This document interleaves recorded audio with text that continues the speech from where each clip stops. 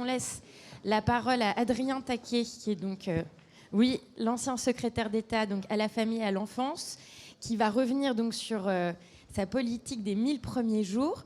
Et donc pour introduire cette session, qui est donc changer de paradigme et penser une seule santé.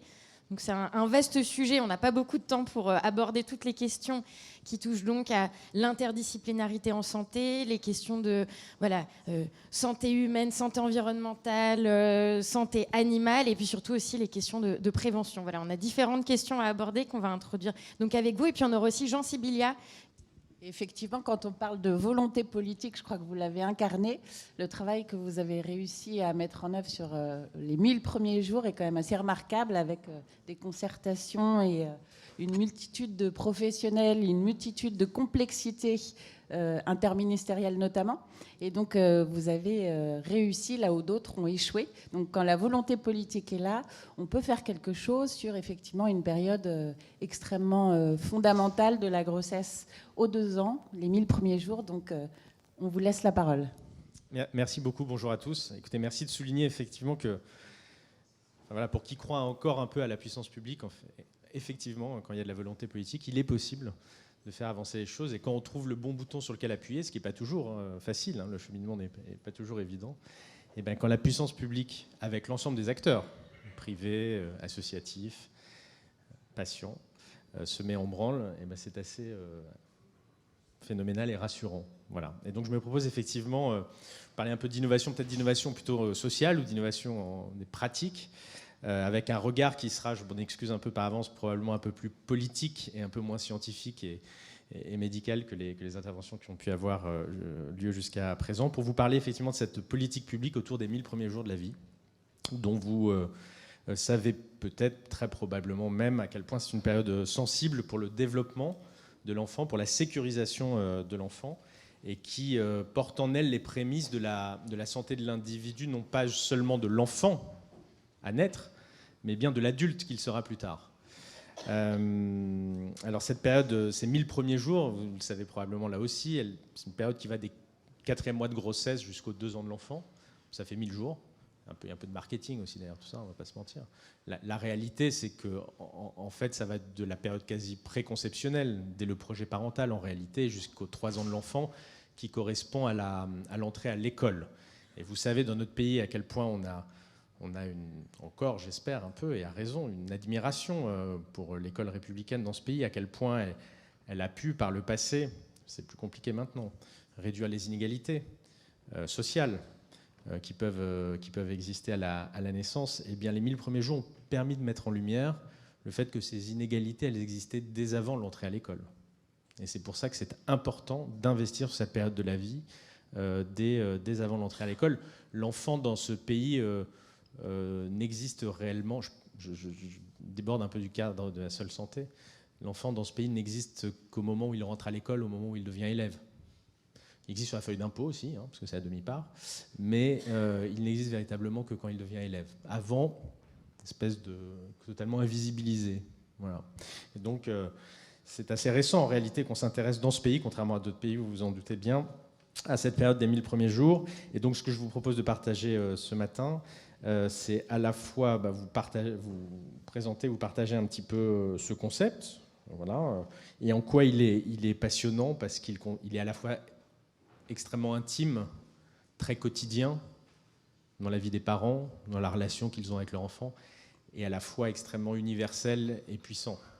Et c'est ça qui en fait toute sa richesse et toute sa beauté, je trouve, puisqu'il renvoie, il convoque évidemment la société que nous bâtissons pour demain.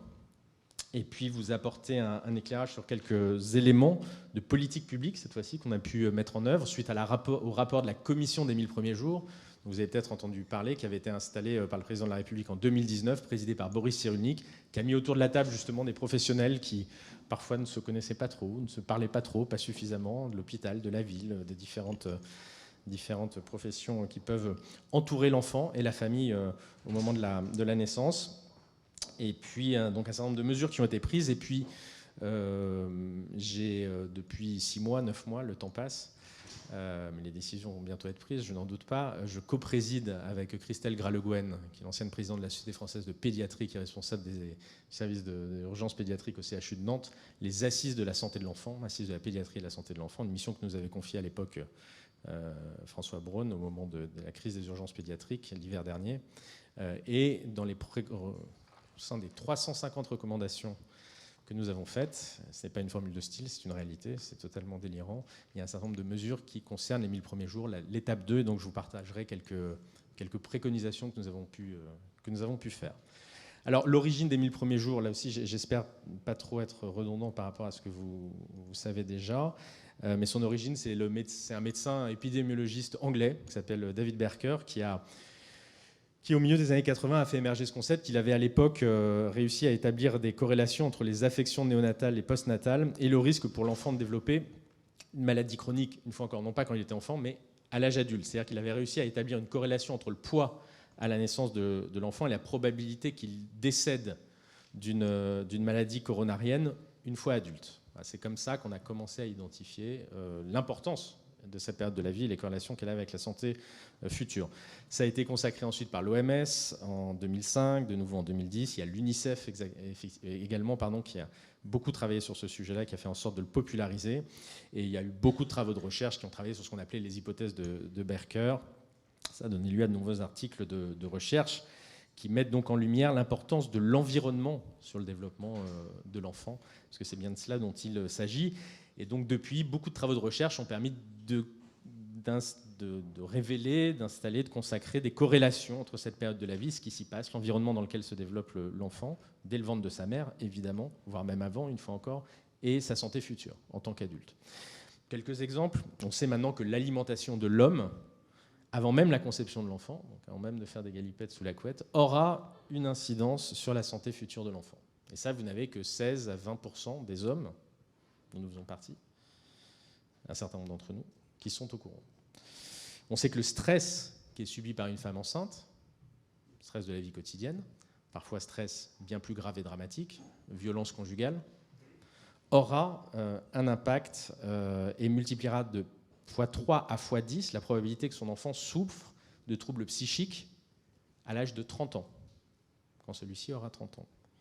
A l'inverse, on sait que l'activité physique pratiquée par une femme enceinte diminuera son risque de faire une dépression postpartum et améliorera par ailleurs les résultats scolaires de son enfant.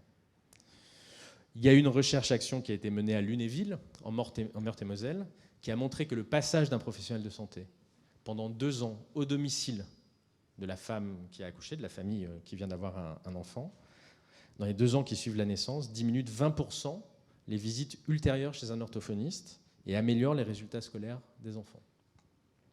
Un enfant de cadre, vous le savez, quand il rentre à l'école à 3 ans, je l'évoquais tout à l'heure, maîtrise déjà au moins 2 fois plus de mots de vocabulaire qu'un enfant d'ouvrier. Ça reste une réalité dans notre pays aujourd'hui. Il a entendu 10 millions de mots supplémentaires qu'un enfant d'ouvrier. Enfin, de nombreuses recherches ont montré dans le même sens que les bébés ont une appétence sociale dès la naissance, que dès 4 mois, ils comprennent que la parole sert à transmettre une information, à exprimer des émotions, qu'à 7 mois, ils sont sensibles à la conformité au groupe, à l'aide apportée entre les membres de la famille, et qu'à 18 mois, ils peuvent faire preuve d'altruisme. Et donc, qu'est-ce que ça veut dire ça ? Ça veut dire que la parentalité, ce n'est pas le seul fait des parents. C'est le bébé aussi qui en est l'initiateur et le moteur. Et que ça, il faut en tenir compte parce que c'est à travers ces signaux perçus que l'enfant va s'assurer de la proximité, de l'attention que ses parents lui portent, et ça va sécuriser son développement affectif, physique, affectif, et dont on sait à quel point c'est important pour sa santé future. Alors, il y a une précision importante qui est apportée, c'est que tout ne se joue pas pendant cette période de la vie. Il n'y a pas de déterminisme absolu qui soit biologique, social, environnemental. Mais c'est quand même là où tout commence.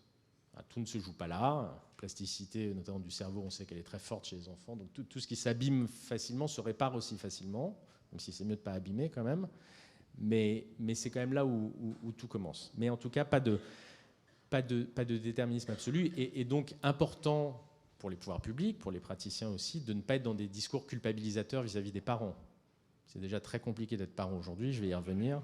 Il ne faut pas qu'ils aient l'impression que s'ils ne font pas ce qu'il faut dans les 1000 premiers jours, tout est terminé, la vie de l'enfant.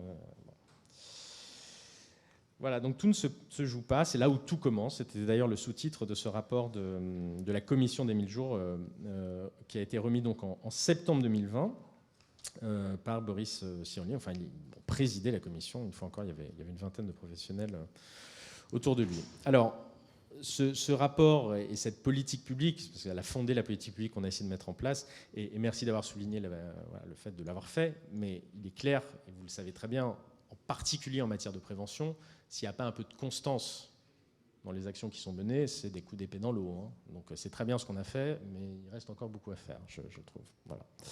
Toujours est-il que, évidemment, ces 1000 premiers jours, c'est l'affirmation, enfin, une parmi d'autres, dans ce pays, d'une forte politique de prévention. Ça fait 20 ou 30 ans qu'on en parle. Bon, bah là, on a essayé un peu de le mettre en place. Et on y est un peu arrivé, je pense. Alors évidemment, la prévention, enfin, là aussi, je pense que je n'ai à convaincre personne, c'est pas un coût, c'est un investissement, ce qu'on appelle l'investissement social. Vous avez un prix Nobel d'économie qui s'appelle James Heckman, qui a prouvé ça, qui a montré que quand on investissait dans la petite enfance $1, et ben en fait, on récupérait plus tard 6 à 7 $. Les pouvoirs publics récupéraient, la société récupérait 6 à 7 $ quelques années plus tard, parce que les enfants étaient en meilleure santé, ils tombaient moins malades, ils avaient de meilleurs résultats à l'école, ils étaient moins au chômage, ils allaient moins en prison, etc. etc. Donc c'est de l'investissement social, lequel on a un peu de mal à mettre en place dans notre pays, mais cette politique en fait partie. Et puis c'est une politique de prévention aussi, parce que moi, j'ai toujours été convaincu et j'ai défendu l'idée. J'étais ministre de l'Enfance et des Familles, donc j'avais tout le sujet de la protection de l'enfance aussi dans mon portefeuille, à la fois la lutte contre les violences et puis tout le système de l'aide sociale à l'enfance. Et j'ai toujours été convaincu et toujours défendu l'idée que protéger les enfants passe aussi souvent par mieux accompagner les parents. Et qu'en réalité, si on décelait précocement et qu'on accompagnait intensément les difficultés sociales, santé, psychique des parents, en évitant que les situations se dégradent, eh ben on pouvait probablement éviter que ça se dégrade au point qu'il faille placer les enfants ou qu'il y ait des drames encore plus graves qui puissent se produire. Donc dans un monde idéal, la protection de l'enfance, l'aide sociale à l'enfance n'existerait pas en réalité, parce qu'on aurait fait ce travail de prévention. Bon, c'est un peu théorique, je vous le concède. Et puis enfin, cette politique des 1000 jours, c'est aussi politique puissante de prévention, c'est aussi, ça a été l'occasion de penser ce qu'était la parentalité et être parent aujourd'hui. Moi, j'ai eu à cœur, là aussi, entre le gouvernement Philippe et Castex, de récupérer la famille dans mon périmètre, parce qu'enfance et famille, ça va ensemble. Il n'y a pas d'opposition entre parents et enfants, et entre les questions familiales et les questions d'enfance. Et être parent, c'est un bouleversement, ça ne va pas de soi. On n'est pas tous égaux face à la parentalité. Il n'y a pas de code pour apprendre à être parent. C'est pas être un bon parent. Hein. Un bon parent, ça n'existe pas, évidemment, mais déjà être parent. On vous apprend à lire, on vous apprend à mettre votre ceinture, à regarder à droite et à gauche quand vous traversez. On ne vous apprend pas à être parent. Alors vous allez me dire, on est parents depuis la nuit des temps, vous et moi on est là, c'est que donc ça n'a pas dû trop mal se passer depuis. Voilà. Sauf qu'être parent aujourd'hui, bah, c'est probablement moins facile qu'avant. Enfin, il y a eu des périodes où c'était très compliqué aussi. Hein. Je crois au progrès, ne vous méprenez pas.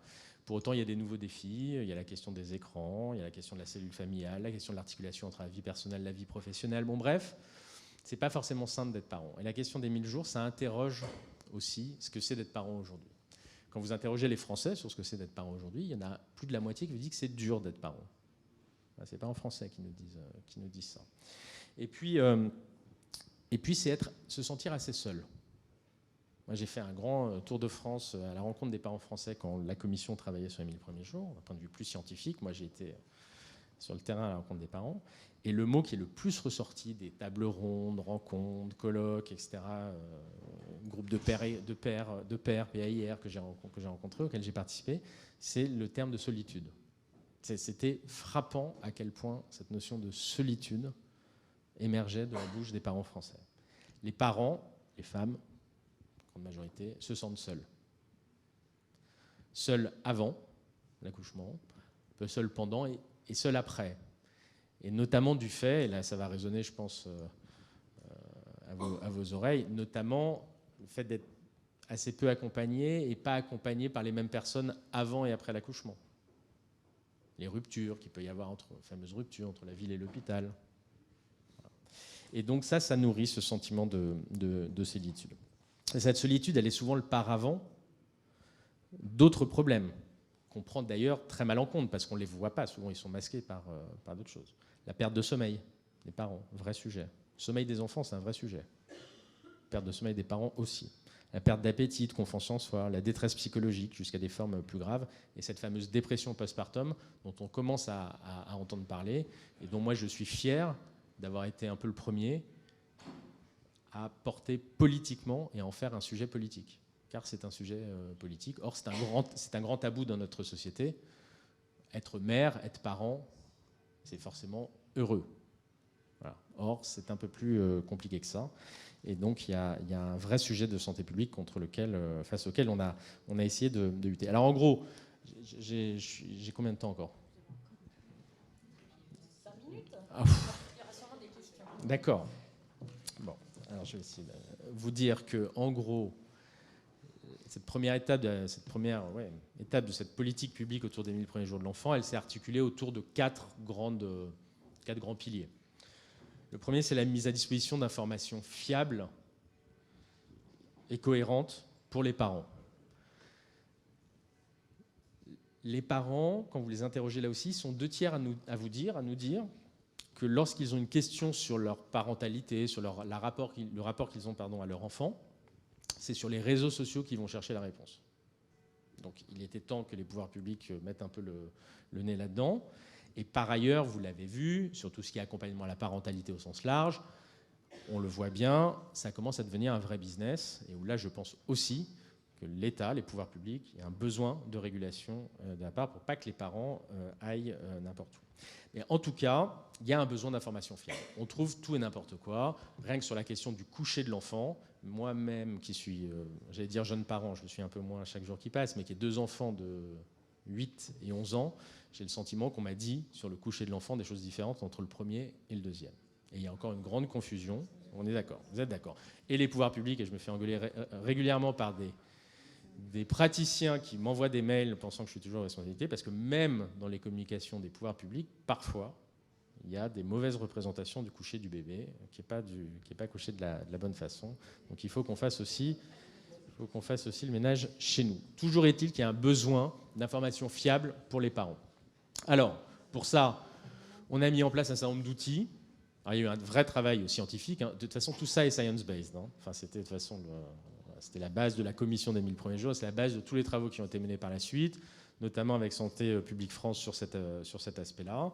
Et donc, aujourd'hui, tout couple, toute femme qui accouche dans ce pays se voit remis un livret des 1000 premiers jours, avant même son accouchement, dans lequel il y a un certain nombre d'informations pour lui donner des repères sur la relation parent-enfant, sur les bouleversements émotionnels que ça va avoir sur les parents, sur l'alimentation, sur son activité physique. Là aussi, on a entendu des choses différentes sur l'activité physique de la femme enceinte ces dernières années, sur tous les gestes à adopter pour avoir un environnement plus sain pour l'enfant, toute la question des perturbateurs endocriniens, évidemment, et puis aussi essayer de clarifier tous les services, les professionnels qui sont à disposition des parents, les sages-femmes, les infirmières puères, les PMI, les maternités, enfin bref, tous ces professionnels qui sont à sa disposition, mais parfois ce n'est pas forcément très lisible quand on se place du point de vue de l'usager.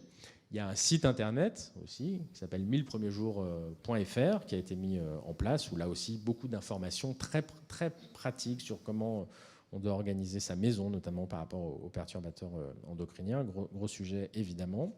Il y a une application qui a été créée aussi sur smartphone qui s'appelle 1000 jours. Là aussi, plein d'infos, d'articles, tout ça étant réactualisé. Une géolocalisation de tous les services à disposition des parents, PMI, CAF, etc. Et puis avec quelque chose de pas mal qui est l'EPDS, que vous connaissez peut-être, qui est l'Edinburgh Postpartum Depression Scale, qui est un questionnaire d'auto-évaluation d'un éventuel état de dépression postpartum. Donc vous vous auto-évaluez et en fonction des résultats, vous êtes évidemment dirigé vers le professionnel de santé adéquat. Un questionnaire qui est prouvé scientifiquement, évidemment. Donc voilà, donc toute une batterie, et j'en oublie un pourtant qui me tient très à cœur, où je me suis battu, qui est aussi, alors ça a été de façon expérimentale, et là il y a la discussion du PLF et du PLFSS, et j'ose espérer que les crédits vont être votés pour sa poursuite et sa généralisation, mais la remise d'un sac dans les maternités, un sac des 1000 premiers jours, sur le modèle de la baby box finlandaise, qui à l'époque avait été créée dans l'après-guerre, à l'époque pour lutter contre la mortalité infantile, qui était bien plus élevée en Finlande que dans le reste de l'Europe. Donc ils ont créé cette baby box, on couchait le bébé dans la box, hein, et puis on donnait un certain nombre de produits de puériculture. Là, l'idée, c'est pas du sac de 1000 jours, c'est pas de donner des couches et des choses comme ça, hein, c'est pas la boîte rose, ou je sais plus comment ça s'appelle. L'idée, c'est de donner aux parents le livret sur les premiers jours, et puis vous avez des objets utiles, mais qui sont surtout chacun vecteur d'un message de santé publique. Vous avez une turbulette, justement, pour sensibiliser les parents sur le coucher de l'enfant. Vous allez avoir un savon, justement, pour les questions d'hygiène et surtout d'utilisation de produits qui ne contiennent pas de perturbateurs endocriniens. On a passé un partenariat avec le ministère de la Culture. Vous avez 2 petits livres pour insister sur l'importance de la relation émotionnelle entre la mère, le parent et l'enfant, et sur l'importance de l'éveil culturel et artistique dès ses premières semaines de la vie. Parce qu'une fois encore, l'enfant perçoit tout ça. Voilà, donc tout ce qui est là-dedans, c'est pas gratuit, c'est pas de la solidarité, c'est tous les objets qui sont dans ce sac, qui sont remis en maternité aux parents, sont porteurs sont vecteurs de messages de santé publique. Donc l'information fiable et cohérente à l'attention de tous les parents. Deuxième pilier important, créer des parcours d'accompagnement à la parentalité. En Finlande, quand il y a un projet parental, les parents vont dans la Neuvela locale, c'est la PMI finlandaise, et là commence un parcours jusqu'aux 4 ans de l'enfant. Vous avez une douzaine de rencontres avec des professionnels de santé, pas que des médecins. Ça se passe parfois qu'avec la femme, parfois les 2 parents sont présents. Il y a des rendez-vous aussi qui se passent dans le foyer, parce qu'on sait très bien que l'environnement dans lequel va grandir l'enfant aura un impact sur son développement et sur sa santé. Voilà. On n'en est pas là en France, mais on a commencé à bâtir un parcours autour de 3 moments clés. L'entretien prénatal précoce au 4e mois de grossesse, qui est obligatoire depuis 2019-2020, c'est-à-dire remboursé par la Sécu. Deuxième moment important, la maternité en elle-même, où on a renforcé un certain nombre, avec je crois création de 500 ou 1000 postes de staff médico-psychosociaux pour mieux accompagner les parents au moment du passage à la maternité et travailler la coordination ville-hôpital pour éviter ces fameuses ruptures que j'évoquais tout à l'heure. Et puis le 3e moment clé de ce parcours naissant, encore à consolider, c'est l'entretien postnatal pour lutter contre la dépression postpartum. Dépression postpartum, le pic, c'est entre la 5e et la 12e semaine. C'est pas le baby blues, hein, c'est pas à vous que je vais apprendre ça. C'est encore autre chose, c'est entre la 5e et la 12e semaine. Et donc depuis la loi de finances sécurité sociale 2021, de mémoire, on a créé cet entretien postnatal qui est obligatoire, là aussi, c'est-à-dire remboursé par la Sécu, entre la 4e et la 8e semaine. S'il y a un besoin ressenti par la mère ou par le professionnel que voit la femme, c'est-à-dire ça peut être un médecin ou une sage-femme, il y a la possibilité d'avoir un 2e entretien postnatal remboursé par la Sécu. La dépression postpartum, c'est plus de 20% des femmes qui sont concernées. Et j'ai toujours été convaincu qu'il y avait quelques mecs aussi dans l'histoire. Et il y a des premières études qui montrent, et notamment il y a eu une étude, sur l'étude ELF, il y a des données qui ont été sorties, et ça concerne une dizaine de pourcents d'hommes qui l'ont déclaré. Je pense qu'il y en a quelques-uns qui soit ne s'en rendent pas compte, soit n'ont pas encore osé briser le tabou. Voilà. Et puis par ailleurs, on a renforcé aussi les visites à domicile par des sages-femmes ou par des professionnels de la PMI. Et puis il y a tout le sujet qui est encore à développer, qui fait d'ailleurs partie des mesures qu'on a préconisées, du développement de la paire-aidance. Voilà. Les groupes de pairs, PAIR, PERES aussi, dans les pays nordiques. Donc vous accouchez par quartier, dans les cafés, les pairs se regroupent assez spontanément pour échanger, parler, s'aider sur l'expérience qu'ils sont en train de vivre. Ça, c'est une approche universelle. C'est notre modèle français. C'est pour tous les parents. C'est dur pour tous les parents d'être parents. Voilà. Plus dur pour certains, mais c'est dur pour tout le monde. C'est ça le point de départ. Donc ce parcours, il est universel. Pour autant, il y a des besoins spécifiques qui nécessitent de bâtir en parallèle des parcours spécifiques. Et c'est ce qu'on a commencé à faire. C'est ce qu'on a commencé à faire, par exemple, en cas de détresse psychique. On a alloué une vingtaine de millions d'euros pour la création d'équipes sur la psychiatrie périnatale, avec les places de jour mère-enfant pour ne pas séparer la mère et son enfant qu'on traite, avec des équipes d'aller vers, très en amont, dès la grossesse, pour repérer les difficultés et les vulnérabilités. Voilà, donc là, création d'équipes en psychiatrie périnatale, sujet auquel j'ai dédié du temps et des moyens. Pour les enfants en situation de handicap, chose dont on parle assez rarement, car là aussi c'est un non-dit, un tabou dans notre société, comme si les handicapés étaient des anges, qu'ils n'avaient pas de sexe, pas de vie sexuelle, pas de vie sentimentale. Mais quand on est un parent en situation de handicap aussi, quand on est en situation de handicap, on a le droit d'être parent en fait. Voilà. Vous n'êtes pas un danger pour votre enfant quand vous êtes en situation de handicap et que vous avez envie d'être parent.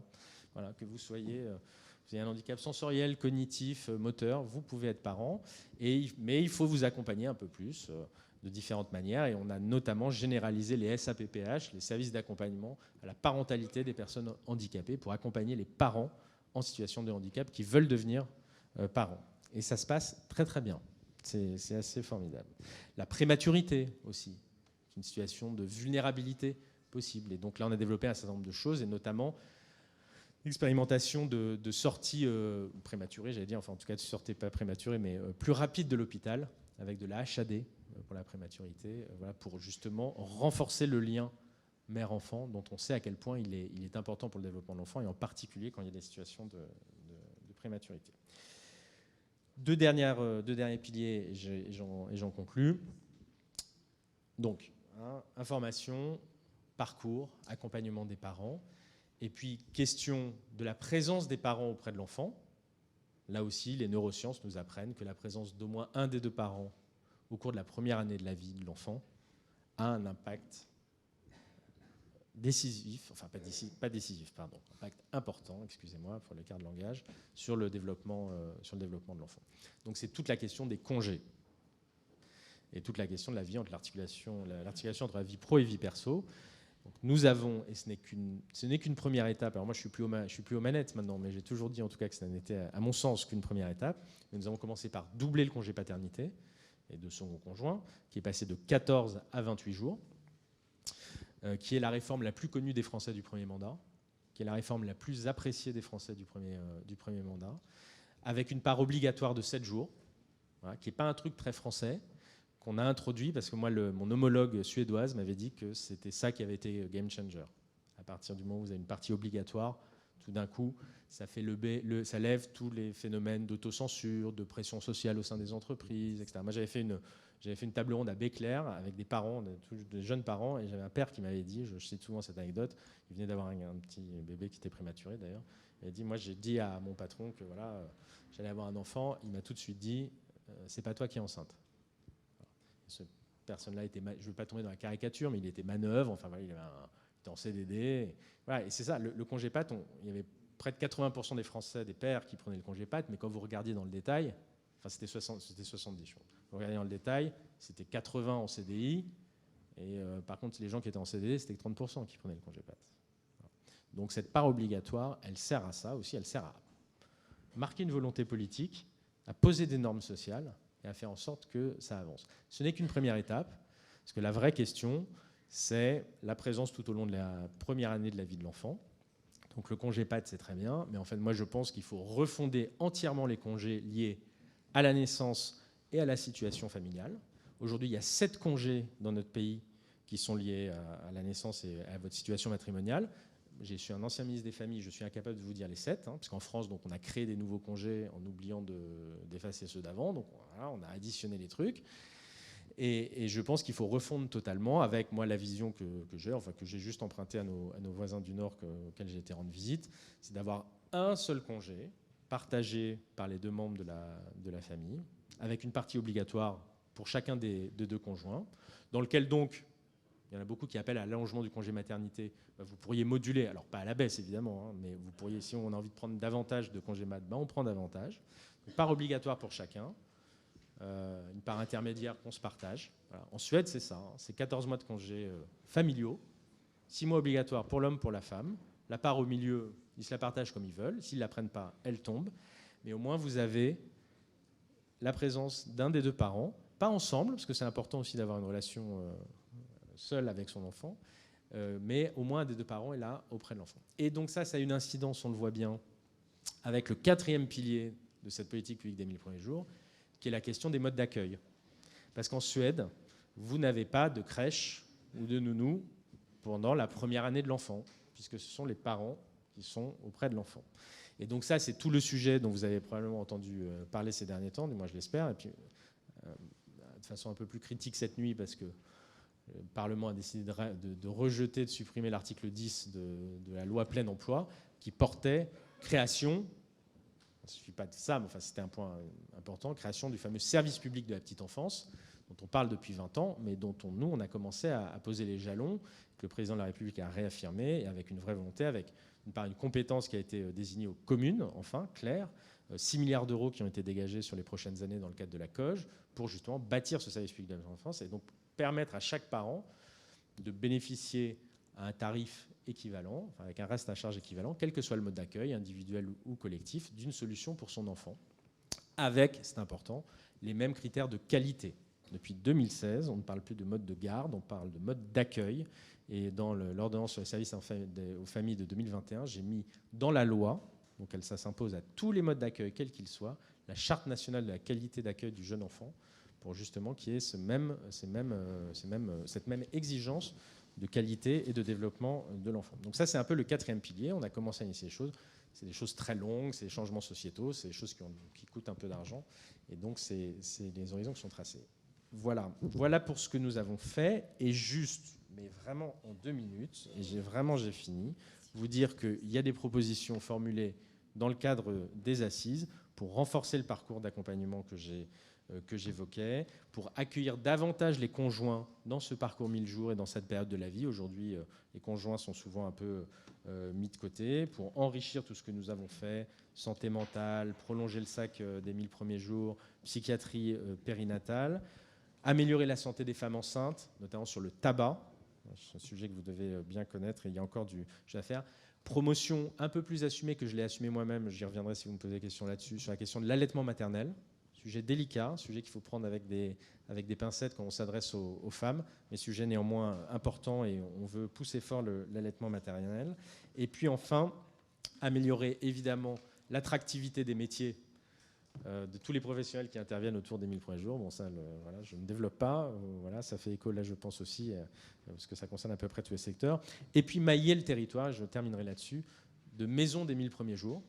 On m'a dit, dans le rapport Sien Unique, il y avait la volonté de créer des maisons des 1000 jours partout. C'était assez très ambitieux parce qu'ils imitaient un peu tout, de la recherche, des services aux parents, etc.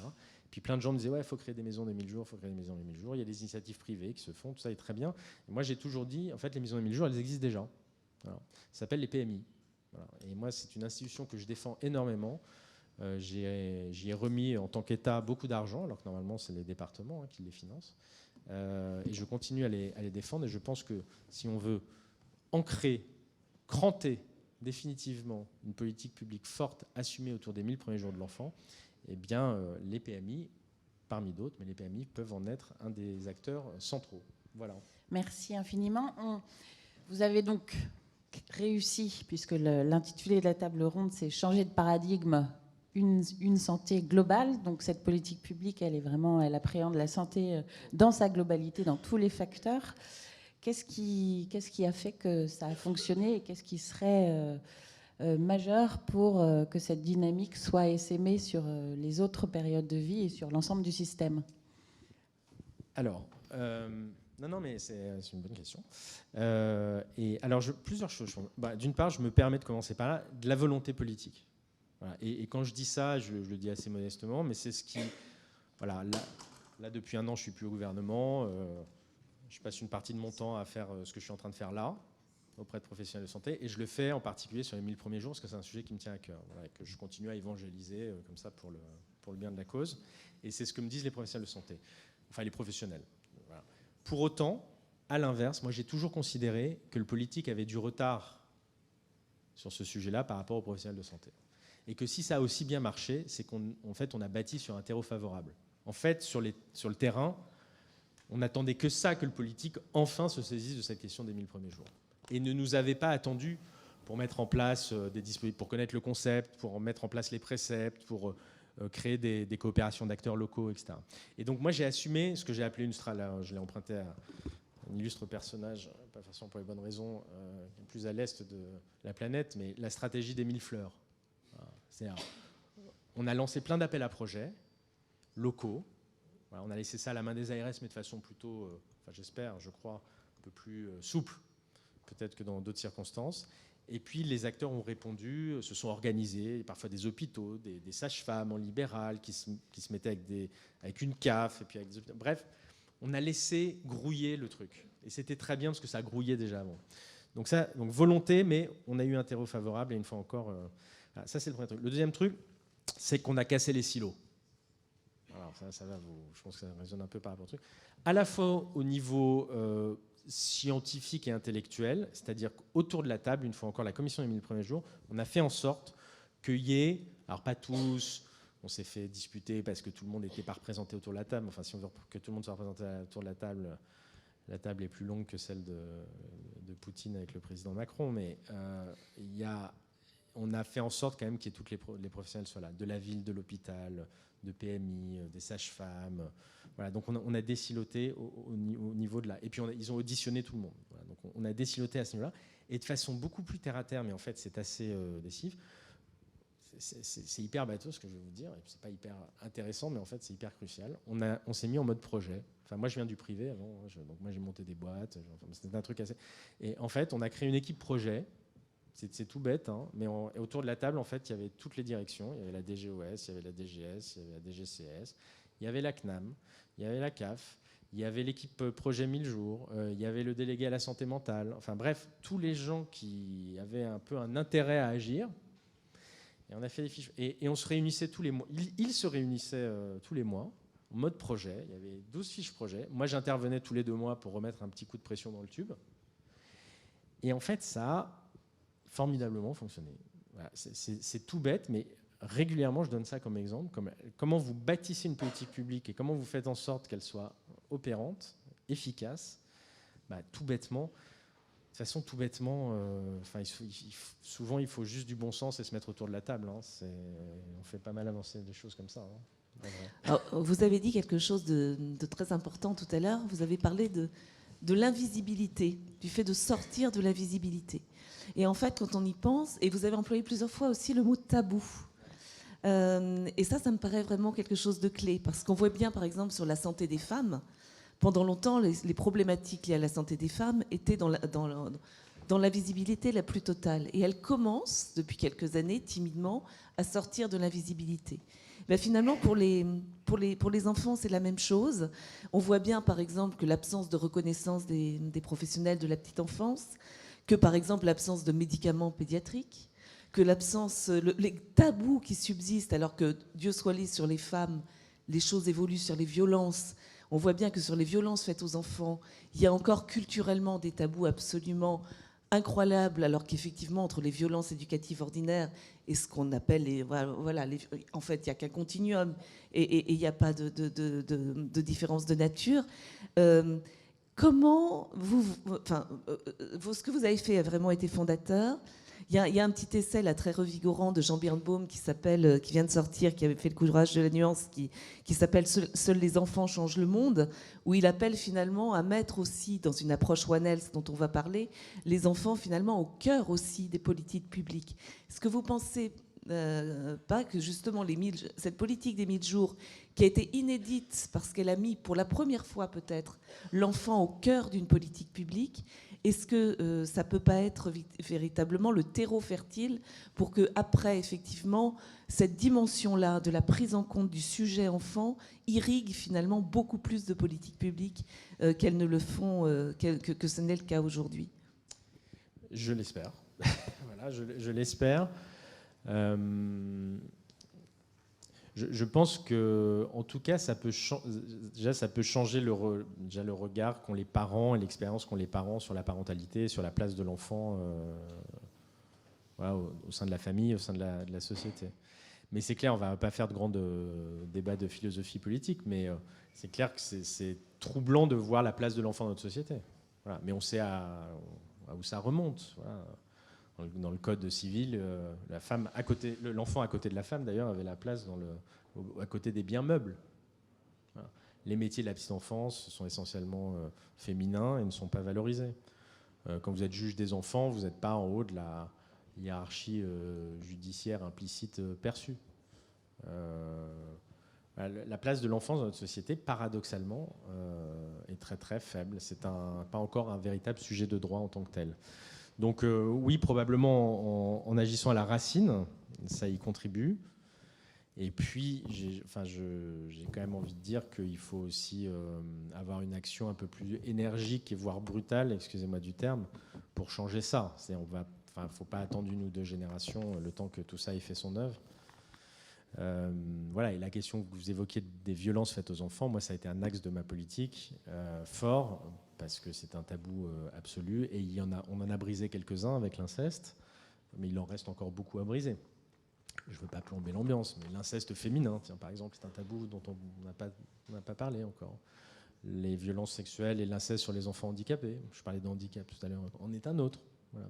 Donc on a encore deux, trois trucs à soulever. Mais il faut redonner à l'enfant la place qu'il mérite. C'est une approche par les droits, mais pour l'instant, on lui fait assez peu de place. Je vous le disais. Et j'espère que les 1000 jours, juste pour conclure, j'espère que les 1000 jours vont y contribuer. Je suis un peu là quand vous regardez. Il y a la feuille de route, la deuxième feuille de route sur les 1000 premiers jours qui doit sortir. Aujourd'hui, les 1000 premiers jours, c'est un peu le ministre de la Santé, Aurélien Rousseau, évidemment, parce qu'il y a une dimension santé évidente, mais pas que. Et il ne faut pas que ça soit que santé au sens somatique du terme. Hein. C'est un gros risque de tomber là-dedans. Donc c'est aussi un peu chez Aurore Berger, la ministre des Solidarités. Il y a une secrétaire d'État à l'enfance aussi, qui dépend de Matignon. Donc on voit bien que là, institutionnellement, mais ça compte aussi, c'est un peu écartelé. Voilà. Donc j'espère que le contenu, le fond et l'étape 2 n'en souffrira pas. Parce que, voilà, autrement tout ce que vous appelez de vos voeux ne sera pas terminé, mais prendra un petit coup dans l'aile. Ben, merci. Donc là, on va vous proposer de switcher, changer de logiciel complètement avec Pascal et Dominique et Victoire. On s'est dit, pour vous faire respirer en fin de matinée avant la pause, c'est basculer complètement sur quelque chose de différent. Donc ma communication, elle va, je ne sais pas si vous êtes prêts à faire une petite expérience. Vous êtes prêts? Donc une petite respiration. Et cette expérience, elle va aller, je pense à ton troisième pilier, Thomas, c'est se dire qu'il faut changer la vision qu'on a de la science et du monde. Et finalement, l'approche One Health, c'est d'abord cette vision-là, en fait. Et j'ai 2 objectifs, en fait, à partager avec vous. Premier objectif, c'est redonner un sens commun à la vision qu'on a du vivre ensemble sur la planète. Et je pense que ça a vraiment, et c'est pas un jeu de mots, du sens, parce qu'on n'a jamais été dans une situation où on essaye de faire briller les particularismes, les différences. Chacun veut sa petite communauté. Et chacun veut son petit bout du tout.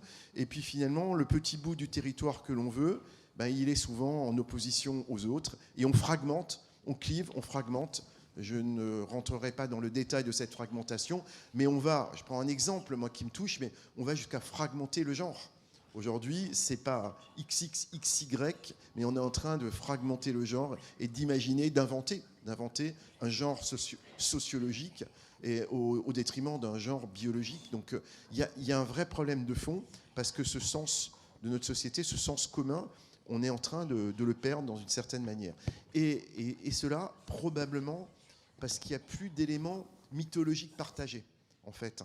Chaque société, elle crée un monde mythologique, qui peut être spirituel, mythologique, et ce sens partagé, si on ne l'a pas, de fait, la nature a horreur du vide, hein. Elle va donc créer des fragmentations, des sous-fragmentations, parce qu'il n'y a plus de mythologie partagée, il n'y a pas de sens commun. Donc, un des objectifs, c'est de retrouver un sens commun, et pour le retrouver, la culture scientifique, au sens très très large, scientifique démocratique, hein. Ce n'est pas la science des chercheurs, mais c'est la science qu'on partage, c'est de se dire qu'est-ce qu'on est dans ce tout, et c'est quoi finalement le vivant et l'écosystème du vivant. Mais en revenant vraiment aux racines de nos racines, c'est-à-dire il y a 3,8 milliards d'années, quand la vie émerge sur la planète, et une singularité assez exceptionnelle, puisque pour l'instant, c'est le seul endroit de l'univers où on a trouvé de la vie avec les moyens qu'on a. Vous connaissez le paradoxe de Fermi? Vous connaissez ce paradoxe-là? passionnant. Hein. C'est-à-dire que, effectivement, si l'univers est si gigantesque qu'on l'imagine et quasi infini, on devrait d'une manière ou d'une autre avoir la preuve d'un élément direct ou indirect du vivant. Et si on n'en a pas, c'est que peut-être la singularité du vivant que l'on connaît, il est exclusivement sur notre petite planète bleue. Et je pense qu'il faut méditer ce point-là parce que ça nous engage encore plus à développer ce concept de One Health. Donc le premier point, c'est le sens commun pour arriver à retrouver une mythologie au sens noble qui est celle du sens du vivant. Et on n'est qu'un petit bout de ça. On est un petit bout d'ARN et d'ADN constitué et conscient de l'être. Et c'est une chance inouïe. Moi, j'ai découvert ça un jour dans une randonnée dans la montagne corse, il y a bien, bien longtemps. Et il y a des moments comme ça un peu spirituels au sens très large du terme, où on rencontre quelque chose. Et en fait, je me suis dit, mais quelle chance d'être un vivant conscient que je vis et que je traverse cette période qui a un temps fini, évidemment, et que j'en ai réellement conscience. Et ça, c'est quand même un truc à méditer, et ça permet quand même de relativiser. Alors, pas le malheur du monde, pas l'handicap. Évidemment, quand on voit de jeunes patients comme Guillaume nous l'a montré, c'est compliqué de leur expliquer le sens du vivant et ces choses-là. Mais essayons quand même de développer ce point-là, et de développer mon deuxième objectif, et qui est corrélé au premier, c'est de retrouver une capacité à s'émerveiller des choses. Et à s'émerveiller de ce point-là. Et c'est pas moi qui le dis, vous connaissez certainement des phrases très célèbres sur s'émerveiller, être capable de s'émerveiller des choses. C'est Einstein, un magnifique petit livre anodin, c'est Comment je vois le monde, c'est un tout petit opuscule, un petit peu sioniste peut-être, mais qui quand même apporte quelques phrases, et notamment cette phrase-là qui est de dire que c'est par l'émerveillement qu'on a des choses, de toutes choses, que va naître à la fois l'art, la science, l'amour et plein de choses qui viennent de ce sentiment-là. Et l'émerveillement qu'on peut avoir, il peut être optimiste, il peut être mélancolique, on peut aller du spleen de Baudelaire jusqu'à l'ultra-optimisme d'autres auteurs, mais il faut s'émerveiller des choses, et c'est ce que je vais essayer de vous montrer en 10 minutes, parce que je vais aller assez vite en fait, et on vous laissera le diaporama. Et je pensais que pour s'émerveiller, il fallait quand même un petit support visuel et quelques petites images. Donc cette histoire, je vais vous raconter cette histoire-là en une dizaine de minutes. Cette histoire, l'histoire du vivant, dont on est un des éléments aujourd'hui, qui n'est pas l'aboutissement du vivant, mais une des étapes du vivant. Elle commence il y a bien longtemps, et on en a la preuve aujourd'hui. Je ne rentre pas dans le détail, mais vous savez qu'on a la preuve de l'existence d'éléments qu'on estime être des bactéries extrémophiles dans des roches très anciennes, en Australie notamment, 3,8 milliards d'années, sur une planète qui en fait 4,5. Donc vous voyez que la vie biologique que l'on connaît a émergé très vite sur notre planète, avant de devenir la vie qu'on connaît aujourd'hui. Diapo suivante qui est de se dire qu'à partir de ce vivant primaire, cette première petite étincelle de vie extrémophile, qui était vraiment de la vie prokaryote, c'était un des premiers éléments de vie, comment cette vie, aujourd'hui, elle arrive à ce qu'on est. Enfin, ce qu'on est, nous, dans notre environnement et tout ce qui nous entoure. Je pense qu'il y a 3 éléments clés, et je ne rentrerai pas dans le détail, mais qui sont fondamentaux. 3 éléments, c'est être capable de s'organiser. Le vivant, il a une capacité incroyable à s'organiser. Et quand on s'organise sociologiquement, on copie ce que fait le vivant à l'échelle de la biologie. Deuxième chose passionnante, il se diversifie. Et c'est ce qu'on est en train de perdre. Perdre la biodiversité dans le contexte d'aujourd'hui, c'est évidemment faire une insulte au vivant, parce que primitivement, le vivant se diversifie de façon absolument incroyable, avec des impasses, des choses qui vont s'arrêter, des choses qui vont exploser, et tout ce que vous connaissez du vivant, le côté merveilleux du vivant, vous prenez les espèces, les insectes, vous prenez les papillons en particulier, vous voyez qu'il y a une sorte de recherche de la diversité qui est quasiment à la fois poétique et à la fois, j'allais dire, presque artistique en fait. De temps en temps, on se demande quelle est l'essence qui mène à ça. Troisième chose, et diapositive suivante, c'est l'adaptation. Et l'adaptation, je pense que c'est un élément absolument clé qui fait qu'aujourd'hui, le vivant s'est développé de cette manière-là. Donc juste pour vous montrer, diapo suivante, les 2 premiers piliers qui sont l'organisation et la diversification. Donc diapo suivante. Voilà, c'est le principe de la connexion, c'est-à-dire être capable de se connecter. En fait, Les cellules, les premières cellules, vous savez, les premiers amas de cellules de prokaryotes qui créent le premier être pluricellulaire non organisé, c'est simplement créer une symbiose non organisée, fonctionnellement non diversifiée, mais ça s'associe d'emblée. On a aujourd'hui la preuve que ces êtres ont existé. Et puis progressivement, vous voyez que de cette association primitive naît des connexions de plus en plus importantes, et jusqu'à des connexions qui deviennent virtuelles. Et au fond, qu'est-ce qu'on fait quand on crée la toile, quand on crée le net, et quand on crée ces connexions, ou qu'on copie par l'IA les réseaux neuronaux? On ne fait que copier le concept de conception que le vivant a inventé. Et je passe sur ces détails. Diapo suivante, sur la diversification. Ça aussi, c'est un truc absolument spectaculaire, parce que quand vous réfléchissez aux confins de l'univers ou sur notre planète, la matière élémentaire, la pièce élémentaire que les Grecs ont appelée atome, est le même aux confins de l'univers ou sur la planète. Donc on est exactement constitué de la même matière que la matière la plus minérale du confin de l'univers. Sauf que ça s'organise. Et vous savez que c'est ce qu'on cherche sur Mars, c'est la concrétion de ces atomes qu'on appelle l'association SHNOPS, qui n'a rien à voir avec le schnapps alsacien, mais le SHNOPS, c'est la matière organique en fait. C'est l'association carbone, hydrogène, oxygène, etc. Vous avez l'association qui fait que cet assemblage moléculaire d'atomes, atomes qui sont les mêmes partout dans l'univers, s'associent pour devenir de la matière organique, et que cette matière organique, elle va être capable de s'associer et de donner le premier acide nucléique qui est l'ARN bien avant l'ADN, et de ces acides nucléiques de constituer une organisation du vivant. Pourquoi ce choix-là? Pourquoi l'intelligence du vivant a poussé à s'organiser de cette manière-là? Personne ne peut y répondre, en tout cas pas moi. Mais en tout cas, ça s'est organisé de plus en plus, de telle sorte qu'on aboutit à des êtres vivants très organisés.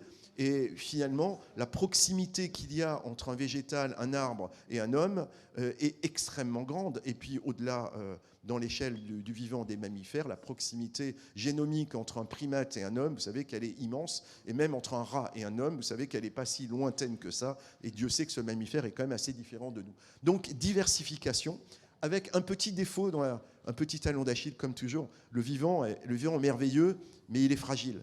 Et en fait, ce qu'on observe, et ce qui va poser problème probablement dans l'évolution, c'est que plus la diversification est grande, plus le niveau d'énergie, l'entropie du système doit être élevé. Et donc, ça crée une contrainte. Et on a besoin. Je prends juste un exemple absolument passionnant que j'ai appris des anthropologues.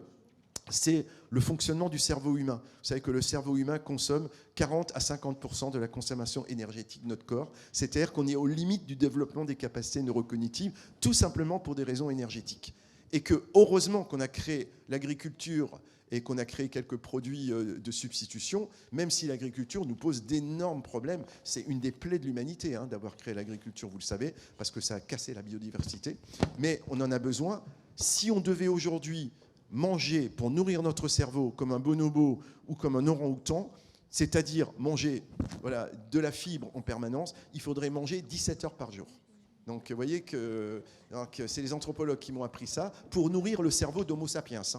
Donc ça pose vraiment des problèmes, et l'énergie du système pose un réel problème en fait, parce que cette énergie est limitée et que notre physiologie, elle va nous limiter. Donc il y a une limite au développement de la vie qu'on connaît aujourd'hui, en tout cas d'Homo sapiens, d'où l'intelligence humaine parfaite, c'est de créer la canne, plus que la canne, l'IA, c'est-à-dire de créer l'idée d'un homme augmenté. Je ne sais pas si c'est bien, mais le post-humanisme que certains prônent comme une religion, je ne suis pas certain que ça soit une bonne chose, mais en tout cas, on cherche à trouver un dépassement possible de ce que la physiologie nous impose, c'est-à-dire de ces contraintes d'énergie. L'autre contrainte qui est liée à ça, c'est, si on copie un peu des images médicales, c'est l'index thérapeutique.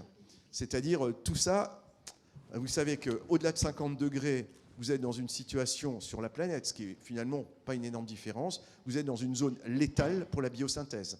En fait, il y a plus la chlorophylle n'existe plus au-delà de 50 degrés, d'où ces zones létales. Donc on vit en fait dans un écart extrêmement petit, et même à l'échelle du microscopique de notre organisme, vous savez que si vous changiez un millionième de la distance que parcourt l'électron dans sa rotation autour du noyau, la matière n'existerait plus. Donc il y a je ne sais pas où est la main de Dieu, la main du grand créateur là-dedans, mais enfin, tout ça est subtilement régulé à l'angstrom près, en fait, hein, et que si ça bougeait un tout petit peu sur la planète ou dans la matière, ben, tout n'existerait plus, en tout cas sous cette forme-là.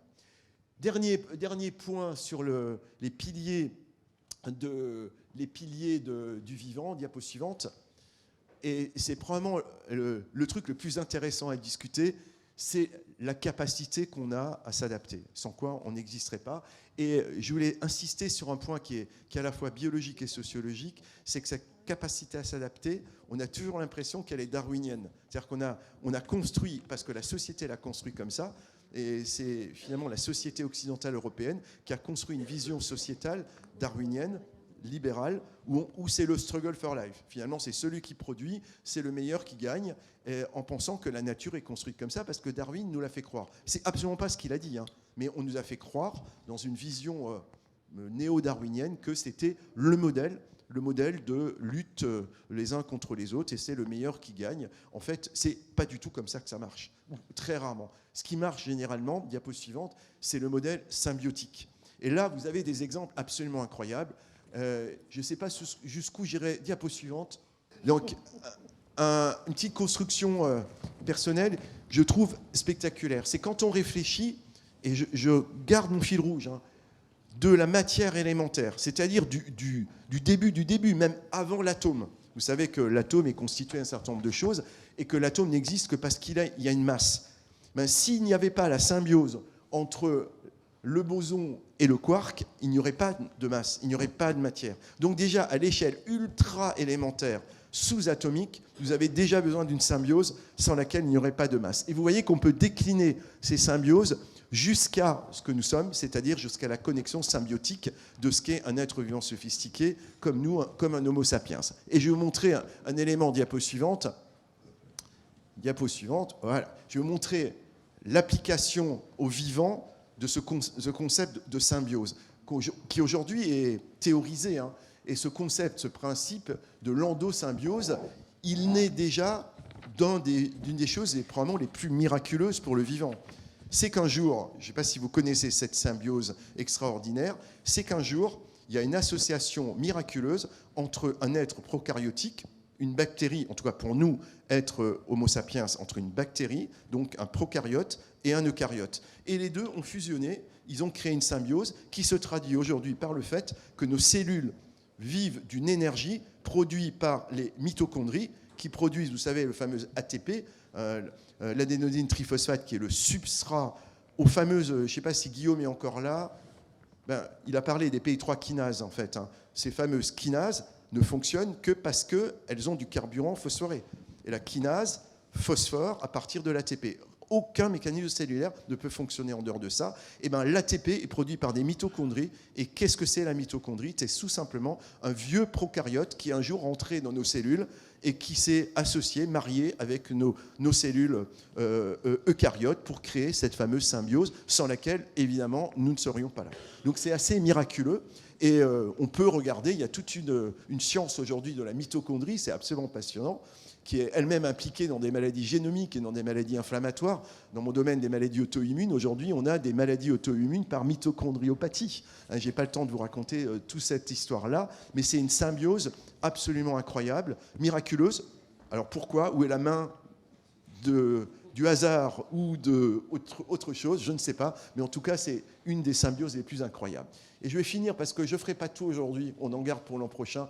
Je ferai encore 2 diapos pour vous montrer la suite de cette symbiose qui va mener au One Health, en fait. C'est pour ça, pour introduire le One Health. Diapo suivante, c'est de partir de cet état de symbiose prokaryote-eucaryote à une vision qu'on appelle aujourd'hui, et c'est assez joli, l'holobionte, de cette endosymbiose initiale à l'holobionte, l'holobionte étant en fait la vision intégrée de ce que nous sommes. Et j'allais dire, la découverte spectaculaire, c'est qu'on pensait être dans une vision très homocentrique, anthropocentrique, quelque chose d'unique et de constitué.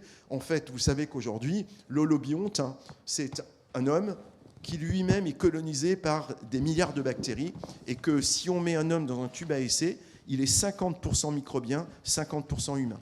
Donc nous sommes, nous, un holobionte, en fait, à nous tout seuls. Et cet holobionte ne peut vivre que dans un environnement qui est l'écosystème qui fait le One Health. Tout ça ne peut exister que si on est en équilibre avec l'ensemble de notre écosystème. Donc c'est une subtilité incroyable.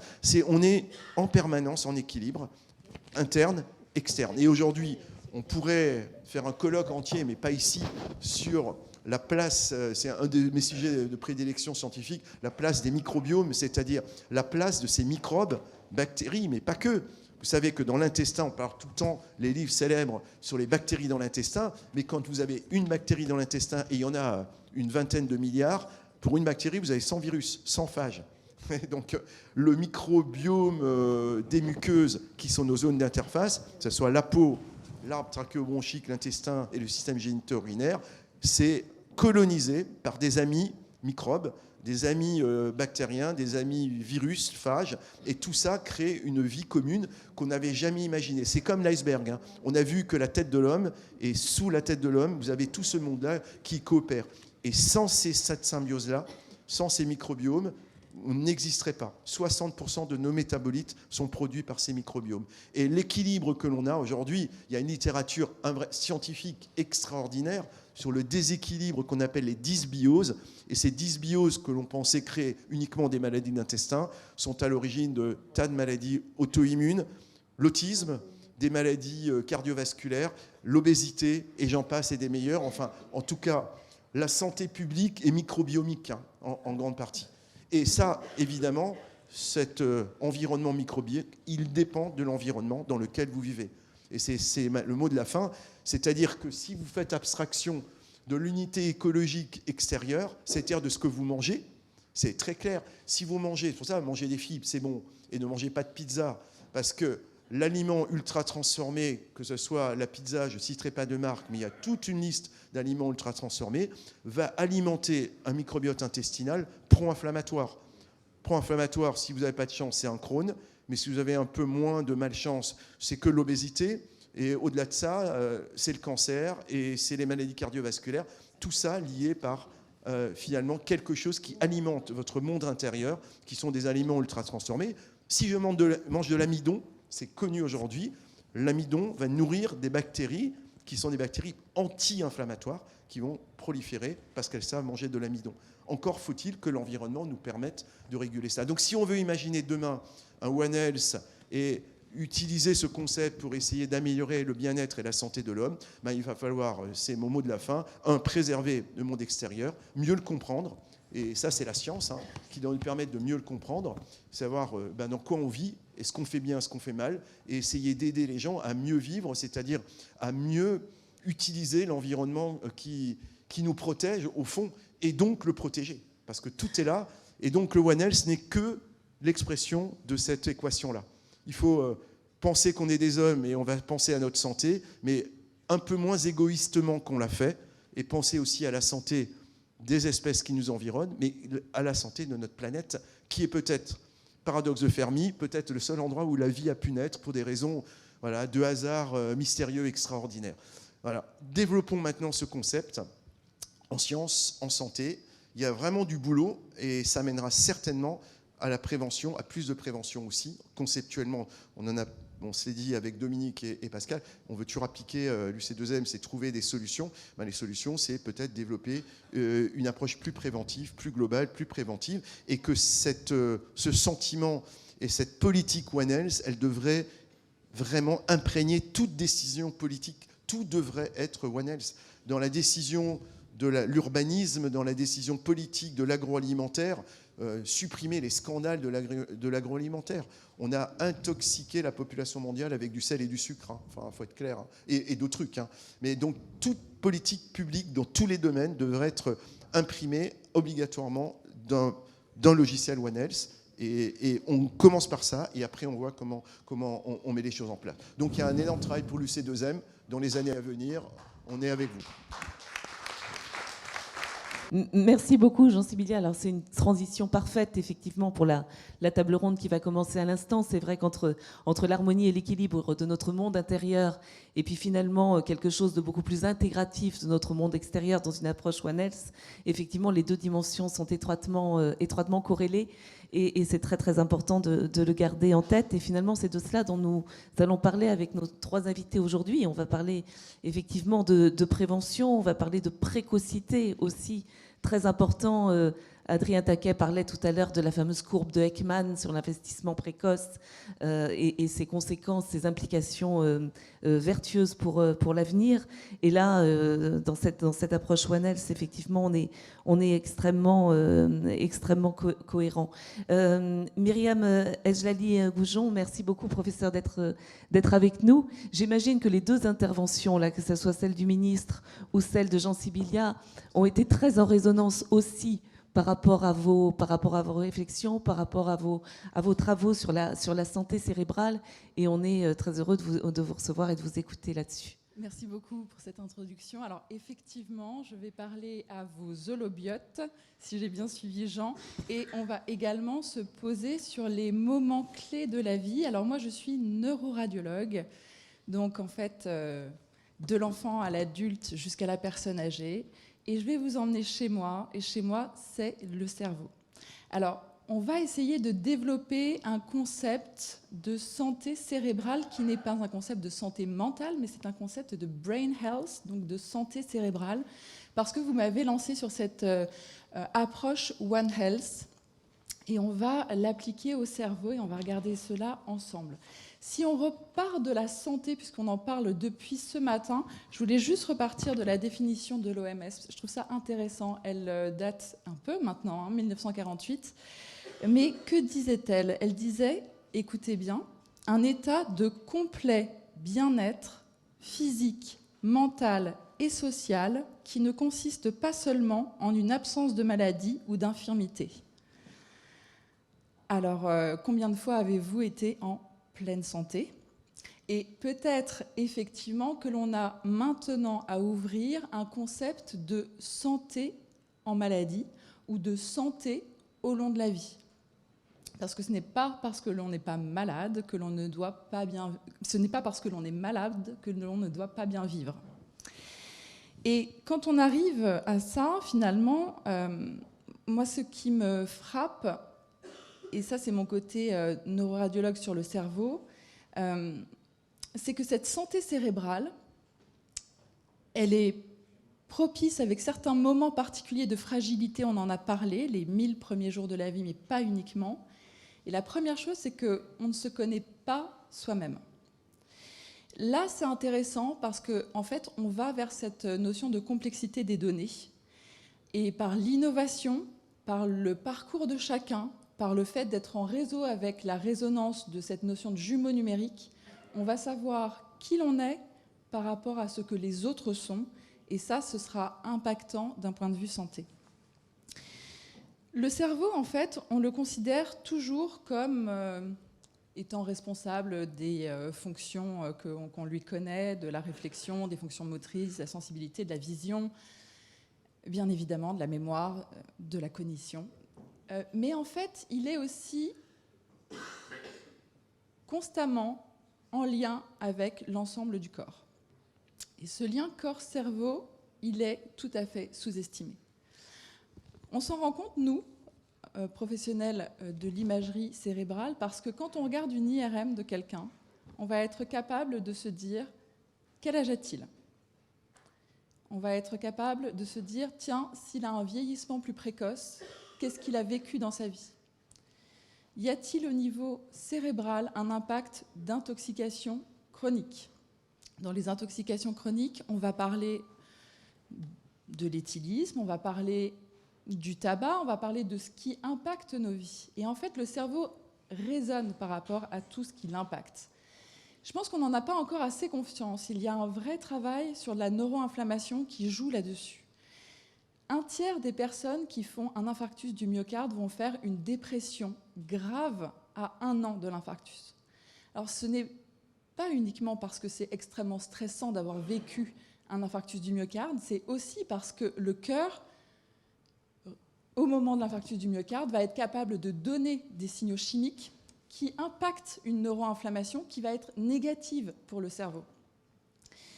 On est vraiment tous en lien entre organes et cerveau et il faut qu'on en prenne conscience. Il y a des moments dans la vie de particulière fragilité. Les 1000 premiers jours de la vie, c'est fondamental.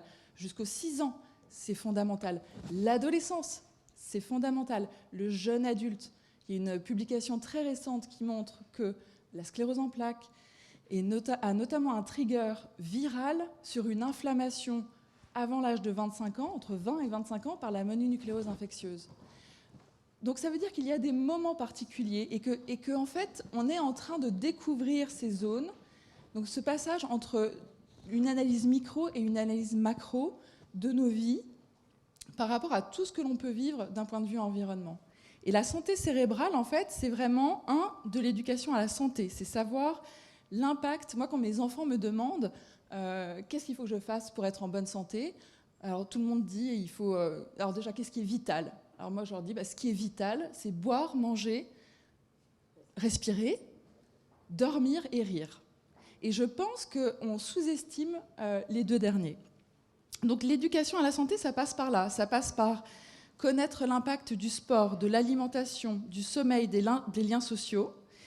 Il y a aussi une éducation qui est sous-estimée de la connaissance des pathologies.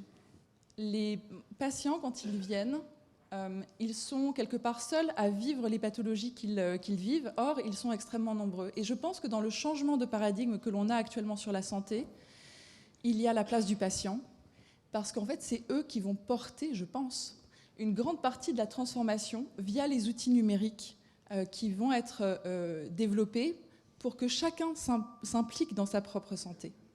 La santé cérébrale, c'est se rendre compte aussi qu'avec le vieillissement cérébral et avec le vieillissement tout court, il y a des sens qui se perdent. La vision qui diminue avec l'âge, l'audition, sont des choses qui nous relient au monde. Et à chaque fois que vous diminuez vos interactions possibles au monde, le goût, toute cette mise en sourdine progressive, c'est quelque chose qui impacte la vie, c'est quelque chose qui n'est pas assez pris en compte, qui n'est pas assez dépisté, qui n'est pas assez diagnostiqué. Si on connaît exactement maintenant de mieux en mieux et qu'on arrive à caractériser les maladies, cette éducation à la connaissance des maladies, elle va impacter notre façon, nous médecins, de concevoir le dépistage et la prévention. Et il y a vraisemblablement un changement et un switch de paradigme d'un point de vue diagnostic, puisque la prévention, c'est vraiment, quand elle est primaire, de dire qu'est-ce qu'il faut que je fasse pour être en bonne santé. Ensuite, un impact extrêmement important, c'est de dire qu'est-ce qu'il faut que je fasse pour être diagnostiqué malade avant d'être symptomatique. On a énormément évolué d'un point de vue santé médicale. Avant, on soignait les personnes lorsqu'elles étaient malades dans le but de retirer la maladie. Maintenant, on va les dépister avant qu'elles ne se sentent malades. Et en fait, on va aller vers de la prévention qui est de dire qu'est-ce que je peux faire, moi, individu, me connaissant d'un point de vue génétique. Je ne me connais pas d'un point de vue génétique, mais peut-être que plus tard, on aura ce dépistage-là qui arrivera assez tôt, pour connaître mes zones de fragilité et pour impacter un dépistage qui va être en lien avec qui je suis réellement. Est-ce que j'ai des gènes porteurs plus à risque que d'autres? Quelle est l'histoire dans ma famille si je la connais? Il faut savoir que la santé, ça fait partie des choses qui ne sont pas très connues, parce que ça reste secret. Ce n'est pas forcément ce que vous transmettez dans les informations à vos enfants. Or, c'est extrêmement important. Et pour finir, je voudrais juste revenir sur très rapidement 4 points, parce que cette santé cérébrale et cet impact One Health, pour moi, il impacte un système de santé efficace. Ça veut dire redéfinir le dépistage, redéfinir la prévention. Être capable de détecter précocement les maladies. Donc là, c'est des choix qui doivent être faits. Quand est-ce que je passe une IRM cérébrale? Est-ce que je dois en passer une?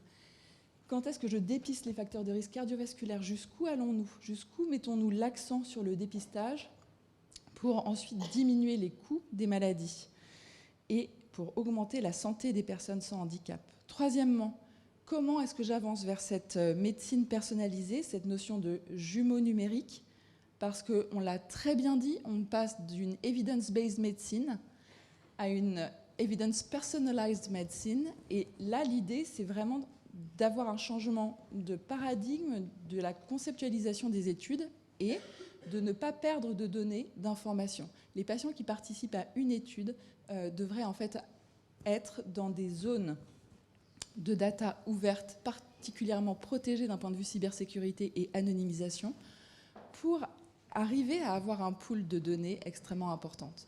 Alors ça, c'est très important. Je pense que l'open access, on aura, j'espère, l'occasion d'en reparler. Il y a des solutions qui se développent.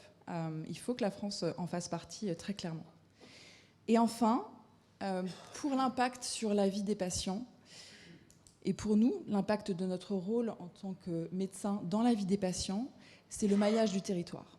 Le maillage du territoire, la notion de région, la notion d'accès à l'expertise, parce que non seulement il faut être diagnostiqué tôt, mais ensuite il faut que les personnes arrivent au bon médecin qui est capable de poser le diagnostic et de l'emmener vers une prise en charge spécialisée.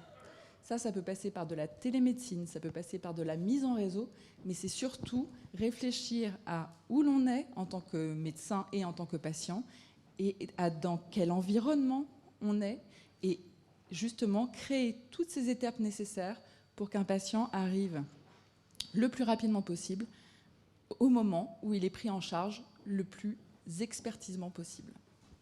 Merci beaucoup, professeur, et merci d'avoir mis aussi l'accent sur cet enjeu majeur de la donnée fiable, partagée. Voilà, sans cet enjeu majeur, on ne pourra pas faire progresser le système de santé à l'évidence.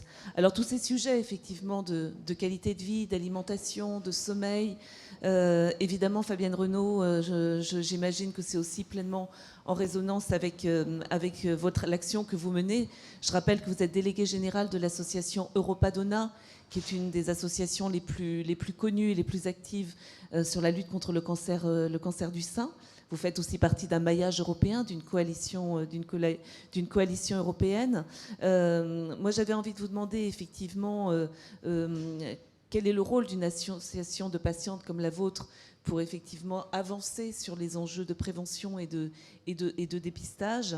Et finalement, est-ce que vous considérez que dans les politiques de prévention et les politiques de communication sur les enjeux de santé, les acteurs de la démocratie sanitaire aujourd'hui sont suffisamment impliqués, sont suffisamment associés?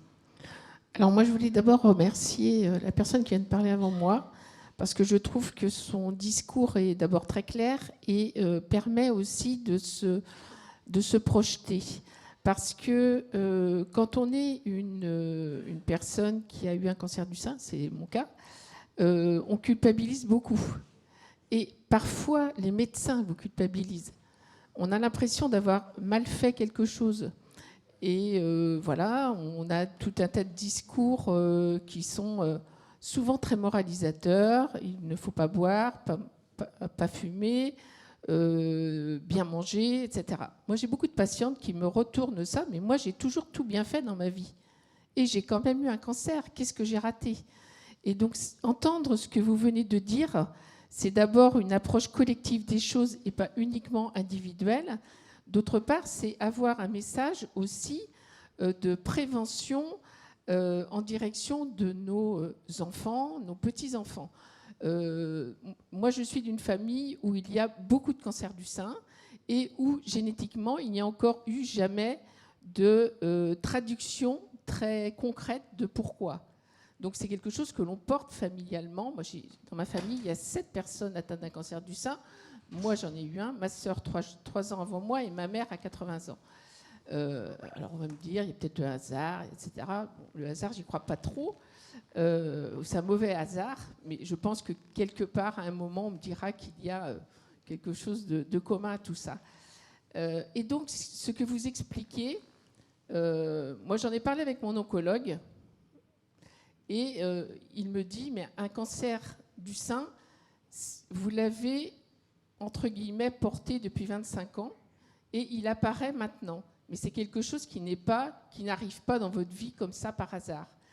Et donc, on se dit comment nous, en tant qu'association de patients, on va pouvoir porter ce message pour justement, et j'ai entendu l'intervention qui était avant la vôtre, qui dit en fin de compte que des bonnes pratiques peuvent aider à avoir une meilleure santé. Et une meilleure santé globalement, c'est éviter les risques coronariens, c'est éviter... Et ça, c'est un discours que je pense qui est porté quand même par les institutions, mais qui entre encore, je pense, assez mal auprès de la population. Parce qu'on est aussi entouré par la malbouffe. Quand moi je vois des jeunes actuellement qui ne se nourrissent que de pizza ou de hamburgers, je me dis, mais ça va faire quoi dans 10 ans, même 10 ans, parce que on a de plus en plus d'enfants obèses, et donc quelque part une préparation de cancer, j'en suis persuadée, qui va exploser dans les années à venir. Donc ça, c'est ce que nous portons au sein de l'association, c'est d'expliquer les bonnes pratiques pour les générations à venir. Maintenant, ce qui nous est plus dans l'immédiat, c'est plutôt de s'approprier déjà les outils que nous avons à disposition. Et un des outils qui a prouvé son efficacité, c'est le dépistage. Je suis avec mon uniforme que je vais porter pendant 1 mois, au moins, qui est ma veste rose. Pourquoi je la porte? C'est pour porter ce symbole de Octobre Rose. Alors bien sûr, c'est le mois d'octobre, il faut le faire toute l'année, mais c'est au moment où on nous donne la parole. Merci d'ailleurs, UC2M, de le faire aujourd'hui. Mais il faut se rappeler que le dépistage s'est écroulé pendant la pandémie Covid, qu'on a beaucoup de mal à remonter la pente, qu'il y a beaucoup de femmes qui ont perdu des chances pendant cette pandémie parce qu'elles ne voulaient plus aller chez le radiologue, parce que les hôpitaux n'étaient plus des endroits sûrs, et qu'on a du mal à reconstituer cette confiance. Et donc, allez vous faire dépister. Entre 50 et 74 ans, c'est gratuit. Mais ce n'est pas parce qu'on a 75 ans qu'on ne peut plus avoir de cancer. Je prends l'exemple de ma mère qui n'allait plus faire sa mammo parce qu'elle pensait qu'après 74 ans, elle était tranquille, il n'y avait plus de risque. Eh bien non. Et qu'avant, moi j'ai eu un cancer avant 50 ans. Donc se faire suivre par son médecin traitant, aller se faire suivre par son gynécologue quand on est une femme, c'est essentiel parce que c'est aussi par le système de santé français qui est quand même un des meilleurs au monde, même si je pense qu'il est plutôt en déclin depuis quelques années. On a la chance d'avoir des systèmes organisés, performants, qui nous permettent d'activer justement cette prévention et ce dépistage. Donc, moi, le message que je porte aujourd'hui, c'est celui-là. Et quel est notre rôle dans la démocratie sanitaire? Alors ça, c'est une bonne question, parce que depuis que je suis... que j'ai choisi de m'investir dans Repas-Donna France en tant que patiente. Moi, j'ai eu un cancer il y a 19 ans, mais il me fallait un petit peu de distance avec ma maladie avant de pouvoir, je pense, être utile vis-à-vis des autres. Donc voilà, je me suis investie dans Repas-Donna, au début localement, dans mon territoire, et ensuite nationalement, etc. Mais je travaille toujours de façon territoriale parce que je crois, alors j'ai eu une carrière politique d'élu de terrain, adjointe au maire, aux droits des femmes et à la parentalité, ça fait écho à la première partie de la table ronde, et conseillère régionale pendant 11 ans, et je pense à la force du territoire, et j'y crois profondément parce que c'est là, ce n'est pas l'État jacobin qui va pouvoir contrôler, et on le voit bien, ça ne marche pas. Donc, dans les territoires, moi, je suis membre du registre des cancers de Loire-Atlantique, du Cancéropole, du Ciriquiliade, qui est un label de recherche, des Pays de la Loire, qui vient d'être relabellisé, d'ailleurs, à notre grande satisfaction. Et je suis membre du conseil d'administration de l'Institut de cancérologie de l'Ouest. Et pourquoi ça, je pense que c'est utile? Parce que là, on a une possibilité de faire entendre la parole des patients et de pouvoir interpeller, y compris sur des sujets non pas dont on veut nous exclure, mais que tout simplement les médecins ou les institutions n'ont pas à l'esprit. Et donc, notre vrai rôle, il est là, c'est de pouvoir dire, attention, vous voulez faire une organisation sanitaire, un système de santé, mais quelle est la prise en compte des attentes des patients? Et quand vous parlez des données, par exemple, moi, j'ai participé à des études. Je n'en sais jamais leurs résultats. Et donc, quand on m'a ressollicité, moi, j'ai dit, j'ai pas de temps à perdre. à participer à des études. Je ne sais même pas à quoi ça aboutit. Ça se perd dans les nimbes. Les données auxquelles on accède, qui sont mes données, ça va devenir quoi? Et on a beaucoup de mal à répondre à ça, même si elles sont anonymisées. Quand on voit les piratages qu'il peut y avoir partout, je me dis un jour, il va peut-être y avoir sur un écran géant l'annonce de tous les gens qui sont atteints de cancer et qui n'ont peut-être pas envie de le dire. Moi, j'ai caché mon cancer tout le temps que j'ai fait de la politique pour me protéger. Parce que je n'avais pas envie d'avoir une étiquette dans le dos. Eh bien, j'aurais pas aimé qu'un jour on le dise et que ce soit pas moi qui le fasse. Quand j'ai décidé de le faire, je l'ai fait. Et je pense que ça, la démocratie sanitaire, le respect du patient, ça doit être au centre de l'intérêt de tous les travaux.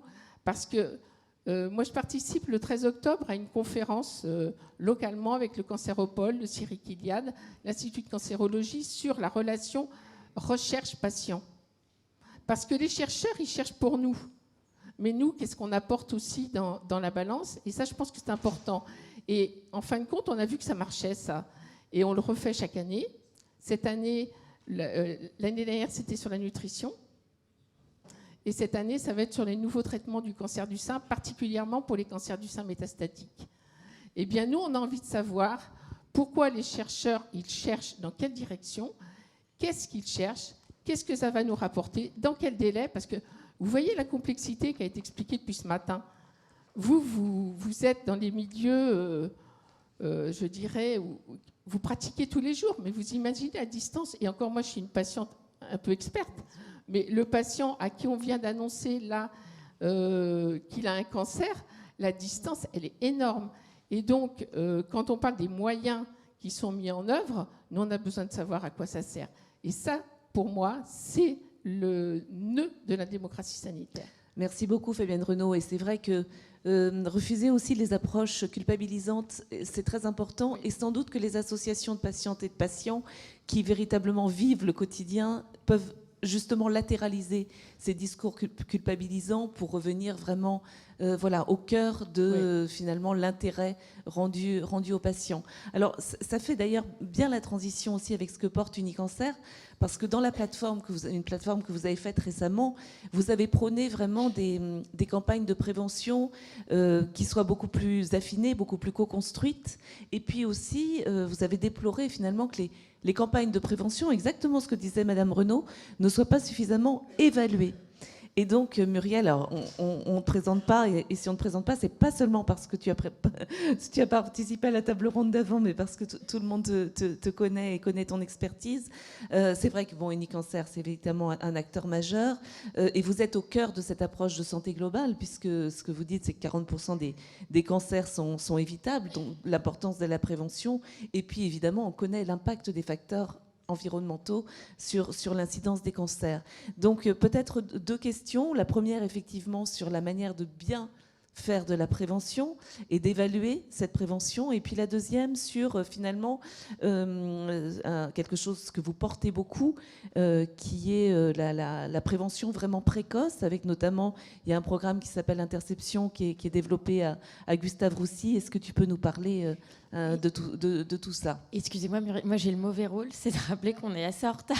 Est-ce que vous arrivez en 5 minutes parce qu'on a une petite présentation d'un très très grand livre juste avant le déjeuner, donc merci Muriel. Pas de problème. De toute façon, je représente, donc, comme je l'ai dit, Sophie Beaupère, qui malheureusement n'a pas pu être là ce matin, et donc je vais aller très vite, puisque moi je ne peux parler en gros que de mon domaine, qui est la recherche aujourd'hui à Unicancer, mais en fait tout est lié, et je suis effectivement très heureuse de ce qui a été dit juste avant. Il faut partir du patient, et donc ce qu'on est en train de mettre en place avant tout, c'est de partir du patient et de structurer une stratégie de participation du patient depuis le début de la recherche et faire en sorte qu'on l'entende pour concevoir les projets de recherche et pour faire en sorte qu'ils soient acceptés par les patients, compris, et qu'on puisse, de toute façon, c'est gagnant-gagnant. Nous, on a un objectif, c'est d'avoir des études les plus ramassées possibles, avec des délais d'inclusion qui soient les plus courts possibles. Et si les patients n'acceptent pas le énième prélèvement qui va servir peut-être éventuellement dans 10 ans, puisqu'on va le laisser dans une biobanque, on ne sait pas combien et on ne sait pas très bien ce qu'on va en faire, réfléchir à ça et faire en sorte que ce qui est dit aux patients pour entrer dans l'essai soit acceptable, utile et que chacun y trouve son intérêt. Donc ça renvoie à tout ce qui est recherche sur la prévention primaire, secondaire, tertiaire. Aujourd'hui, on a besoin d'avoir une visibilité sur ce qu'on recherche dans une perspective One Health, parce que le cancer, finalement, on dit qu'on sait que les facteurs environnementaux ont un rôle sur la survenue des cancers, mais finalement, on n'en sait pas tant que ça. On sait l'amiante, on sait le tabac, bien sûr, on sait l'alcool, on sait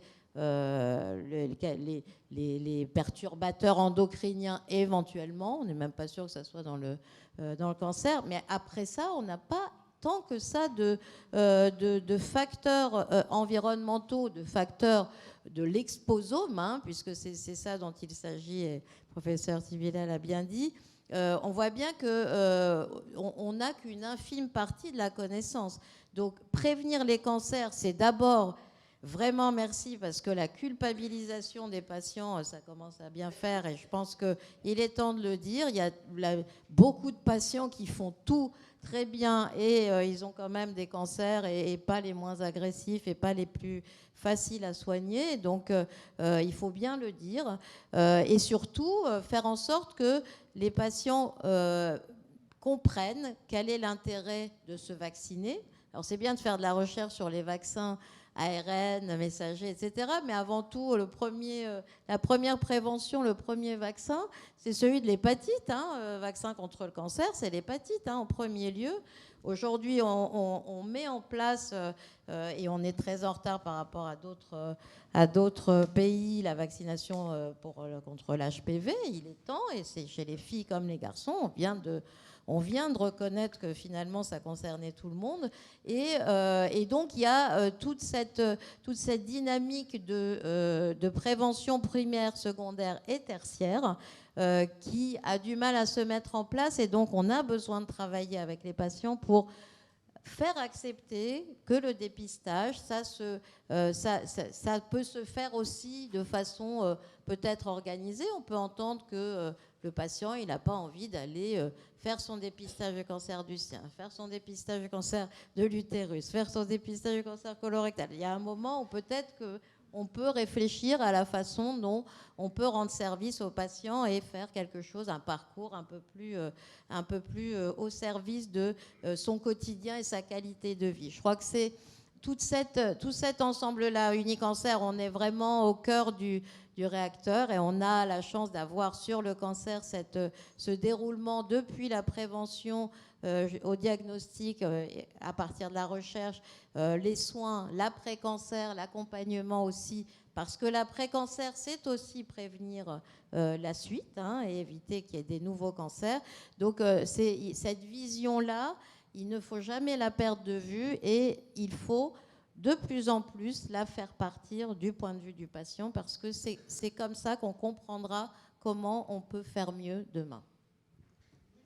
Merci beaucoup. Et puis vraiment, toutes les trois, vos interventions étaient extrêmement éclairantes et complémentaires. Au regard du timing, je n'ose même pas demander s'il y a une question dans la salle. Je n'ai pas parlé d'interception, mais c'est un programme extraordinaire, excusez-moi. Parce que sur interception, quand même. Donc c'est un parcours qui est réalisé à partir d'un scoring de risque de survenue de cancer qui peut être fait. Alors, on est en train de...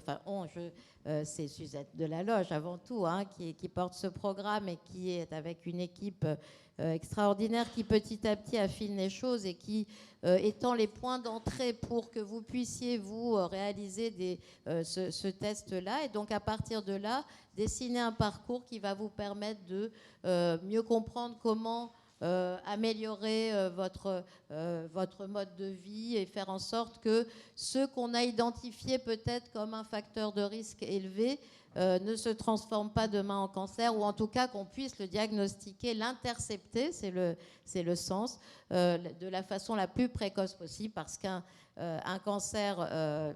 Bien sûr, le cancer qui se soigne le mieux, c'est celui qui n'arrive pas, mais c'est aussi celui qu'on diagnostique le plus précocement possible.